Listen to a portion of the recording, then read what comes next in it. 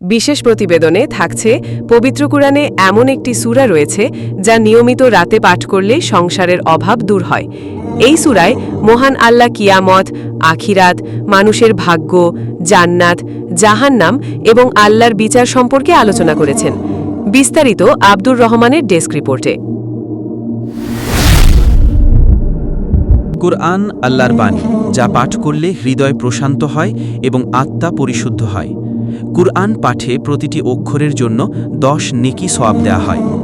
পবিত্র গ্রন্থটি যেমন আমাদের আখিরাতে ঢাল হিসেবে আজ করবে, একইভাবে দুনিয়াতে সফলতার জন্য কুরআন পাঠের কোনো বিকল্প নেই।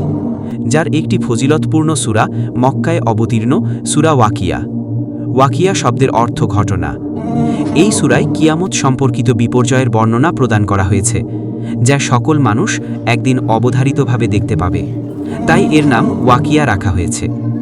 এই সূরা কিয়ামতের দিন এবং এর পরবর্তী পরিণতির ব্যাপারে মানুষকে সতর্ক করে এবং আল্লাহর দিকে ফিরে আসার তাগিদ দেয়। আব্দুল্লাহ ইবনে আব্বাস রাদিয়াল্লাহু তাআলা আনহু থেকে বর্ণিত, একদিন আবু বকর রাদিয়াল্লাহু তাআলা আনহু বলেন, হে আল্লাহর রাসূল, আপনি তো বৃদ্ধ হয়ে পড়লেন। তখন নবীজি সাল্লাল্লাহু আলাইহি সাল্লাম বললেন, হ্যাঁ, আমাকে সূরা হুদ, ওয়াকিয়া, মুরসালাত, নাবা এবং সূরা তাকবীর বৃদ্ধ করে ফেলেছেন। এই সূরা পাঠ করলে কখনো অভাব আসে না।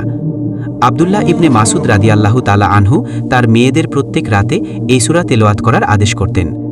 তিনি বলেন, আল্লাহর রাসূল সাল্লাল্লাহু আলাইহি ওয়াসাল্লাম বলেছেন, যে ব্যক্তি প্রতিদিন রাতে সূরা ওয়াকিয়া পাঠ করবে তাকে কখনো দারিদ্র্য স্পর্শ করবে না।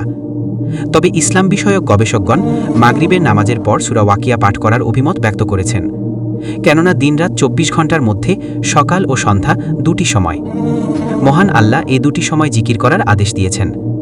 আর আমলটি যেহেতু রাতের এবং রাতের নির্ধারিত কোনো সময় বলা হয়নি, তাই সন্ধ্যাবেলাতেই এই আমল করা উত্তম।